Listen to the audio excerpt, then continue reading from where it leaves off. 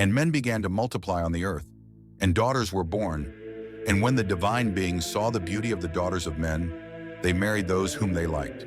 My spirit will not remain in man forever, for he is mortal, said the Lord, and his days will be 120 years.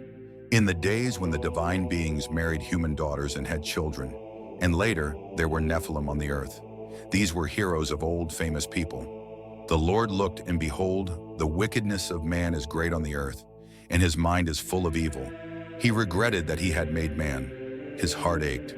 I will destroy man, beast, creeping thing, and fowl that I have made, he said, for I regret that I have made them. But Noah found favor in the eyes of the Lord. This is the story of Noah. Noah was a righteous man. He was perfect among his contemporaries. He walked in God's way. He had 3 sons, Sam, Ham, and Japheth. In God's eyes, the earth was corrupt and full of tyranny. God looked at the earth and saw how corrupt everything was, because people had gone astray.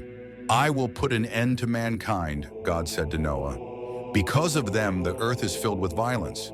I will destroy the earth with them. Build yourself an ark of gopher wood, pitch it inside and out, and build cabins inside. This is how you will make the ship: 300 cubits long, 50 cubits wide, and 30 cubits high. Make a window too, so that its length is 1 cubit toward the top. Put the door on the side of the ship. Make the lower, middle, and upper decks. I will send a flood on the earth, and I will destroy every living thing that breathes under the heavens, and every living thing that breathes on the earth will die. But I will make a covenant with you. Get into the ark with your sons, your wife, and your daughters-in-law.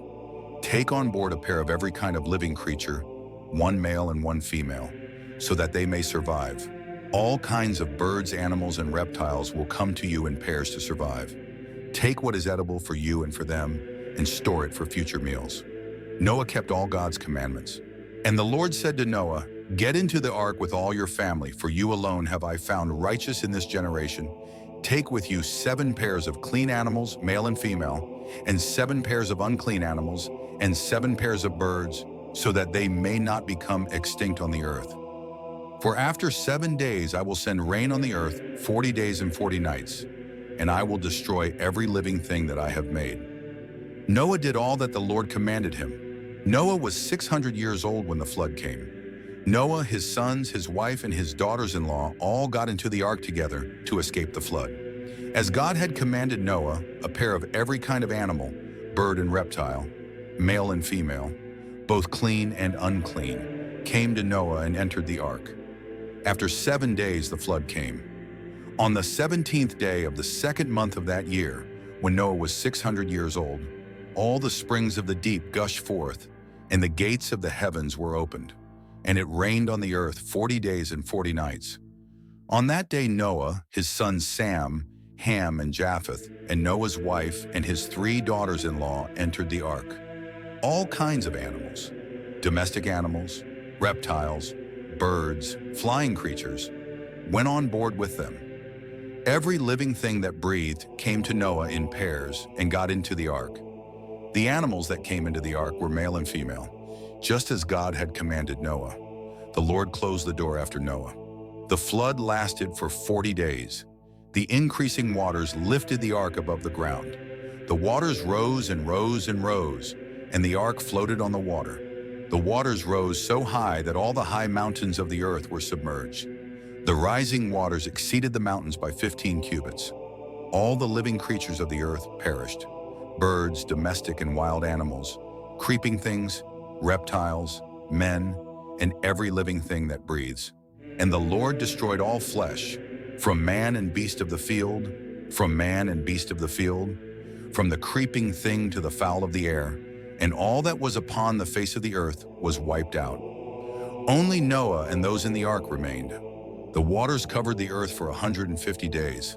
Then God remembered Noah and all the wild and domestic animals in the ark. He blew a wind on the earth, and the waters began to fall. The springs of the deep and the floodgates of the heavens closed. The rain stopped. The waters began to recede from the earth.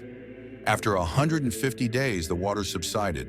On the 17th day of the 7th month, the ark sat on the mountains of Ararat. The waters decreased continuously until the 10th month. On the first day of the 10th month, the peak of the mountains appeared. 40 days later, Noah opened the window of the ark he had built. He sent the raven out. The raven did not return until the waters dried up. It kept flying away. Then Noah sent out the dove to see if the waters had receded from the earth. The dove could not find a place to land because the water was everywhere. It returned to the ark to Noah. Noah reached out and grabbed the dove and took it into the ark with him. He waited 7 more days, then let the dove out again. In the evening, the dove returned with a freshly broken olive leaf in its beak. Then Noah realized that the waters had receded from the earth. After waiting 7 more days, he sent the dove out again. This time the dove did not return. On the first of the first month, when Noah was 601 years old, the waters dried up on the earth. Noah lifted the lid off the ark and saw that the earth was dry. On the 27th day of the second month, the earth was completely dry.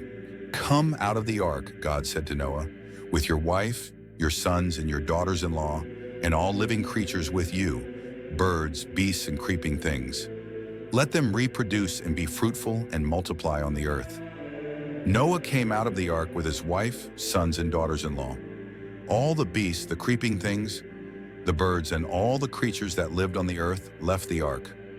Noah built an altar to the Lord. There he offered burnt offerings of all clean animals and birds.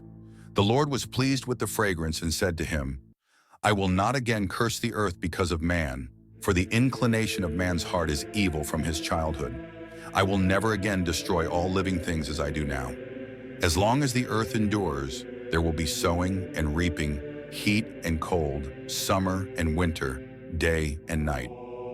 Be fruitful and multiply and fill the earth," God said, blessing Noah and his sons. "And all the beasts of the field and the birds of the air will fear you. All the living creatures of the earth and all the fish of the sea have been given to you. All living creatures will be food for you. Like green plants, I give them to you. But you shall not eat flesh with blood, for blood contains life. If your blood is shed, I will surely vindicate you. I will vindicate every animal. I will vindicate every man. I will vindicate every man who has killed his brother. Whoever sheds man's blood, by man shall his blood be shed.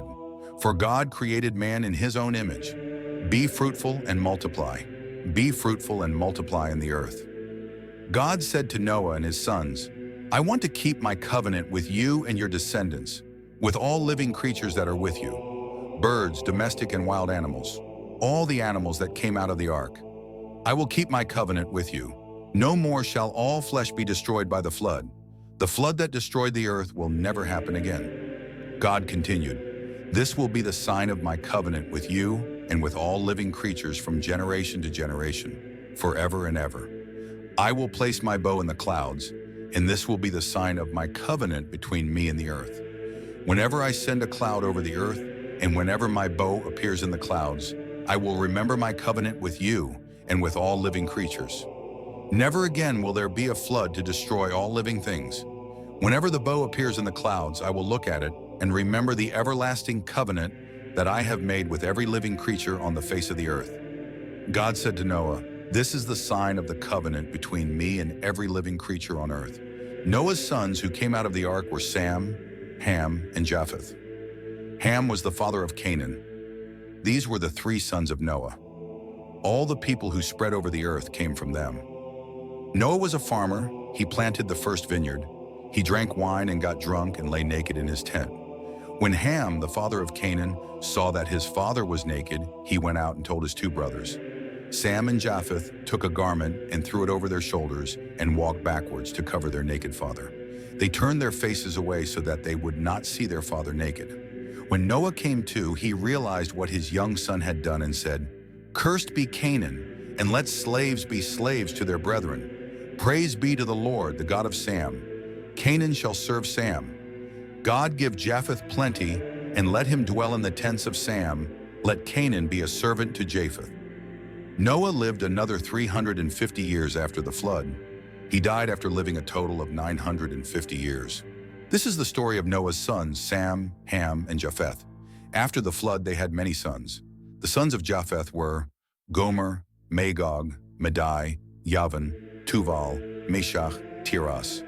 Gomer's sons, Ashkenaz, Riphat, Togarmah. Yavan's sons, Elisha, Tarshish, Kittim, Rodanim. These are the ancestors of the people who lived on the coast. They were divided into different languages in their country and into different tribes in their nation. The sons of Ham, Cush, Mizraim, Put, Canaan. The sons of Kosh, Seba, Havilah, Savta, Rama, Savtaka. Rama's sons, Sheba, Dedan. Cush had a son named Nimrod. He became famous in the earth for his valor. He was a valiant hunter before the Lord. Hence the expression, a valiant hunter like Nimrod before the Lord. First, he was king in the land of Shinar, in the cities of Babylon, Erech, Aketh, and Chalna. Then he went to Assyria and founded Nineveh, Rehoboth-ir, Calah, and Resen, between Nineveh and Calah, an important city. Mizraim was the ancestor of the Ludites, the Anamites, the Lehabites, the Naphtuhites, the Petrusites, the Casluhites, and the Caphtorites, the ancestors of the Philistines.